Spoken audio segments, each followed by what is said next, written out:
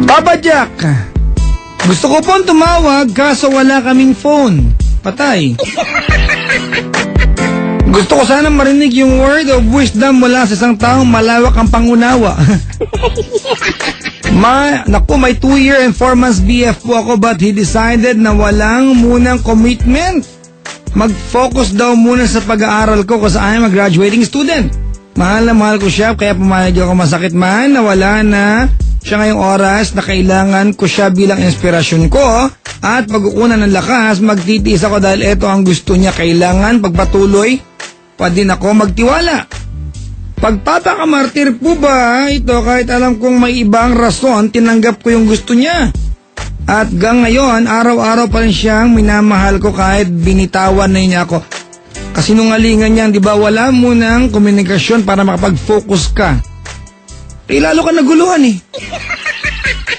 Diba lalo ka nawala sa focus mo sa pag-aaral, di ba? Nakatulong ba siya, nakagulo? At hindi pa papakamartir na mahalin mo siya, alright? Pero katanghan yan. Diba, no?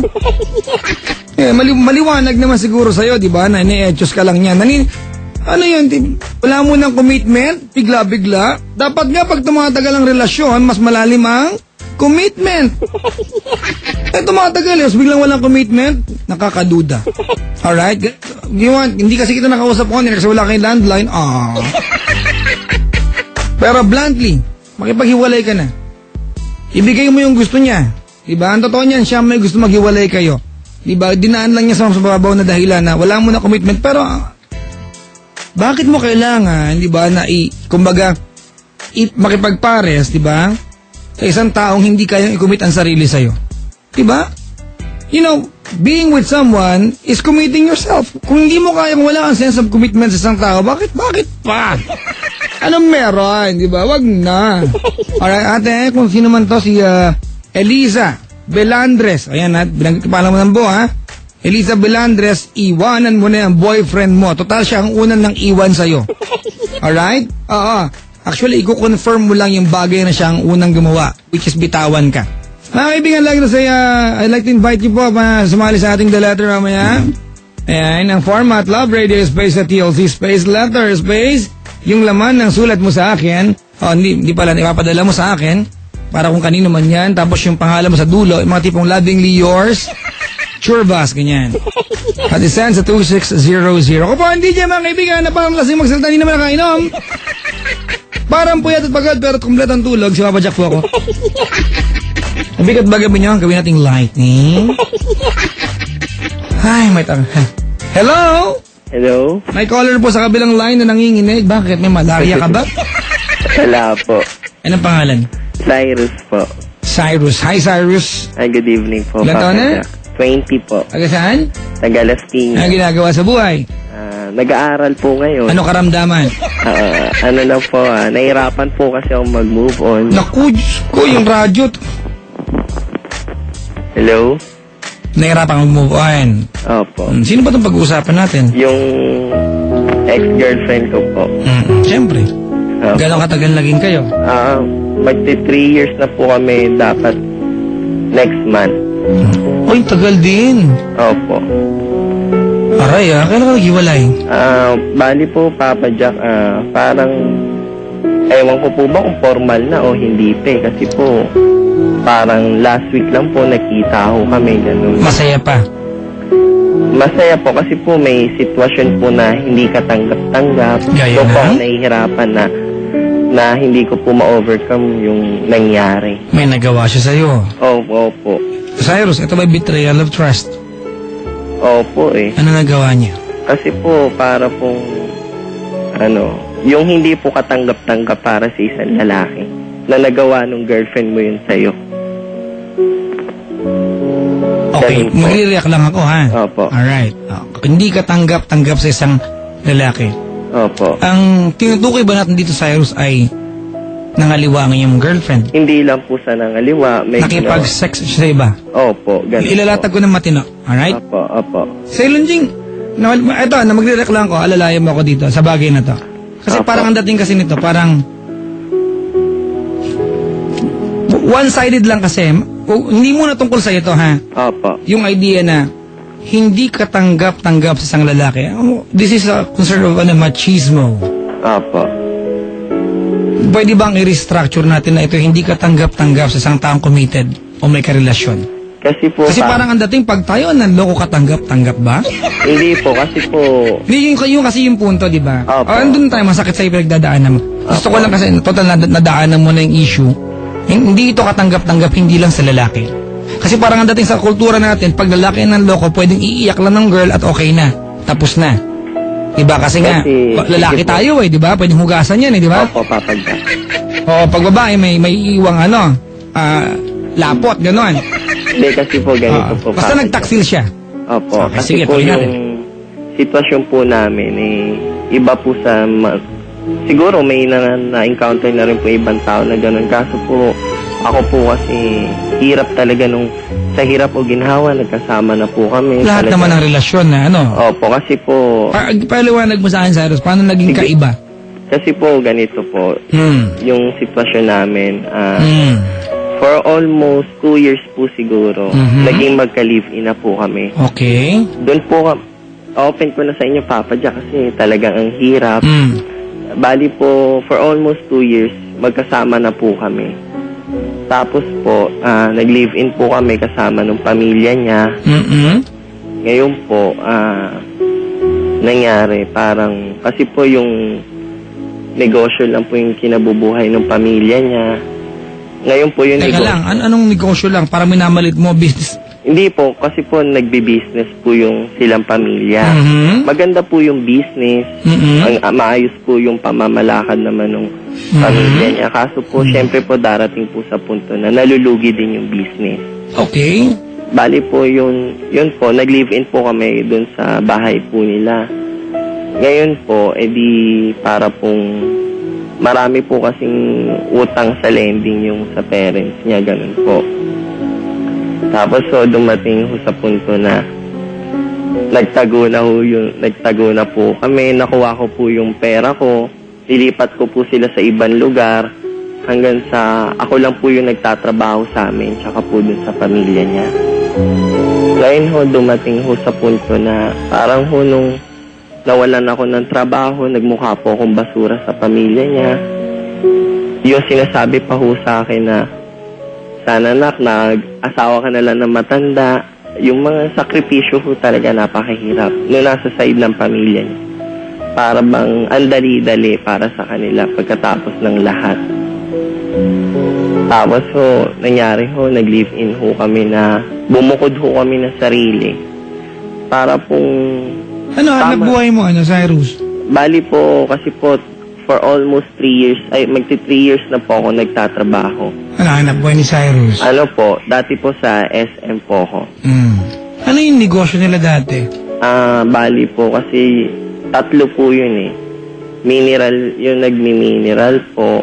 Noong time na ikaw ang naghanap buhay para sa kanila, ikaw nagbabayad ng renta? Opo. Ikaw nagpapakain bigas? Opo. Ulam? Bali po, lahat po. Lahat? Ilan kayo sa bahay nun? 3 ho sila magkakapatid. Yung mama at papa niya pa po. Ganon. Tapos kayong dalawa? Oho. Bali ho talagang... Gaano katagal mo ginawa yun? Siguro po, lampas pa ho ng 1 taon. Kasi... Anong ginagawa ng tatay niya nun? Ikaw lang? Hindi ho. Bali ho, nung first na nalipat ho namin sila, kasi ho, galing ho, kumbaga ho, nandito kami sa isang lugar. Dahil ho yung negosyo nila nagsarado na, nalugi po. Para po matakasan namin yung mga utang. Nung nakuha ko yung pera ko, yung separation pay ko sa una kong trabaho, nilipat ko po sila ng ibang lugar. Kasi ho... Bakit mo ito ginawa?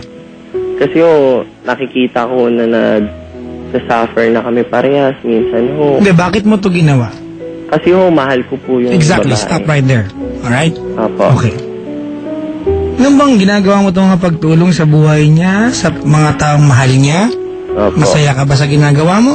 Oh, masaya po. Ito isang bagay na nobody required you para gawin. Opo. At kahit hingin sa'yo o hindi hingin sa'yo, gagawin mo. Kasi mahal mo yung tao. Opo, talaga pong sakit. Pero andun na rin tayo na, syempre, masakit din marinig na anak, dapat nag-asawa ka nung ng taong, di ba? Ng iba, Opo. di ba? Tsaka po, alam niyo ba yung sinasabi pa sa akin na, ay naku nak, sayang yung ganda mo.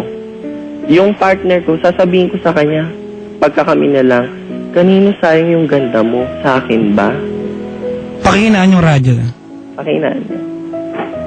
Doon ko tinatanong, sabi ko ho, kanino sayang yung ganda mo? Sa akin ba? Pagka ho kami na lang ho magkaharap, tapos ho, naalala ko pa po, pinagsasaltaan ako ng mama niya, ginigising ko siya, sabi ko, pagtanggol mo ko. Pagtanggol mo naman ako, umiiyak ako, hindi ko kasi sinasagot yung parents niya. Ang sasagot niya lang sa akin, ano gusto mo? Mag-away kami ng mama ko. Parang hindi ko nakikita nung time na nandun ako sa kanila, hindi ko nakikita yung importansya niya sa akin. Para pong binabaliwala niya lang ako. Ngayon ho, dumating po sa punto na nagbukod ho kami sarili. Umuupa po ako. Una ho kasi ako lang ho yung umuupa. Umuwi po kasi ako sa amin. Ngayon po, nagbukod po ako ng sarili. Ngayon po, nung nagkaaway sila ng mother niya, sumama po siya dun sa inuupahan ko. Siyempre po, nung una, kasyang-kasya pa po yung budget ko sa akin kasi po ako lang. Pero nung sumama siya na, mahirap pala.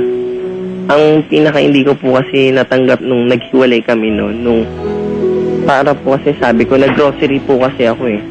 Sabi ko sa kanya, hindi aabot tong grocery ko tsaka yung budget ko sa sweldo ko kasi ho, at 30 pa yung sahod ko.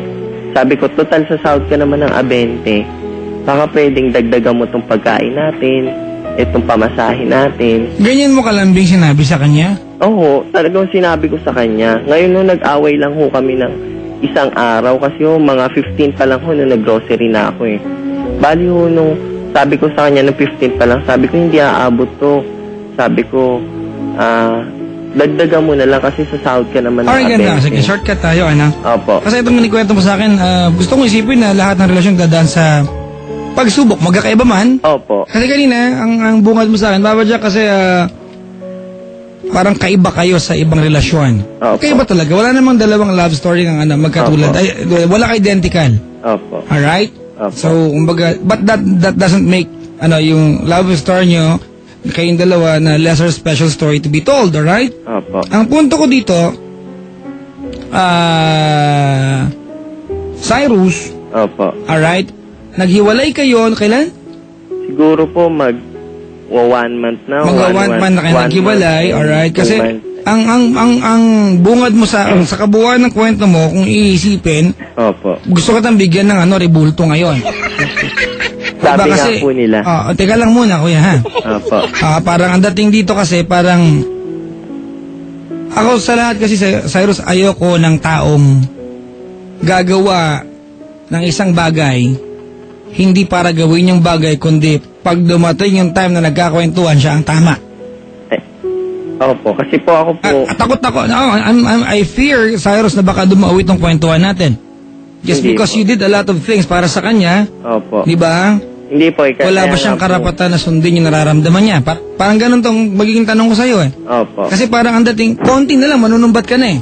Konti na lang. Hindi kasi po... At sa isang kwento, Cyrus, kapag tama ka, wag mo hayaan maging mali ka. Ang pangit kasi nun. Opo. Alright? Ano ang dahilan ba't tumawag ka sa akin, Cyrus? Kasi po, ganito po yung sitwasyon. Yung last na nakita ho kami, bali ho, nangyari po, aminin ko na po kasi yung nagkaroon po ng party sa trabaho nila. Oo. Tapos ho, kasi ito yung problema mo, nag-cheat siya, di ba? Opo, hindi, so, parang iba kasi yung dating sa akin na nag-cheat siya pero sinusumbat mo na itulong sa family niya. Ibang bagay kasi yun. Opo, kasi alright? Siyempre po may isip mo po yun. I agree. Pero Opo, kasi iba na yung dating, di ba? Kapag pinayawan kita, ayoko yung payo ko sa'yo, magmula sa awa. Opo. Nakawawa ka naman, di ba? Ginawa mo ito kasi ikwento mo sa akin yung gusto. Kasi po, bali po, humingi po ako ng comment na ayoko po maging one-sided na tao. Gusto ko po yung... You are already one-sided. Hindi po, kasi po... Hindi. Sige, sabi mo eh. Hindi, kasi po, inaano ko po hinihingi ko din yung sinasabi ko, maging side ka nung sa babae. Ikaw yung lumugar sa kanya. Ano mararamdaman mo kung ganito? Talagang gusto ko pong malaman. Ayun na nga Cyrus, po kaya po tumawag. Wag mo nang ikwento kasi pang dating dito kasi, Opo. ayaw ko